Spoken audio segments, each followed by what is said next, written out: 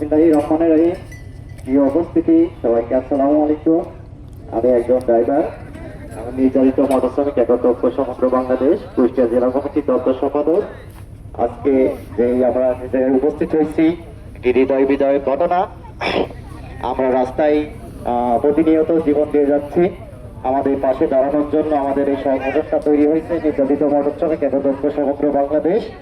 আমাদের এই ঘটনা যখন রংপুর ছুটিবাড়ি ফ্লাইওভারে ঘটে, তখন আমাদের রংপুর কমিটির নেতাবৃন্দরা ওখানে উপস্থিত হয় এবং সেই রাত্রে সারা রাত আমাদের কুষ্টিয়া জেলা কমিটির সভাপতি, সেক্রেটারি সহ নেতাকর্মীরা আমরা পদক্ষেপ নিই এবং তাদের পাশে আমাদের রংপুর জেলা কমিটি নেতাবৃন্দরা যায় এবং পাশে থাকে। আপনারা আমাদের জন্য দোয়া করবেন যাতে আমরা নির্যাতিত মোটর শ্রমিক একত্র সমগ্র বাংলাদেশ আমরা আমাদের জাতি ভাই ড্রাইভার ভাইরা বিপদে পড়লে পাশে দাঁড়াইতে পারি।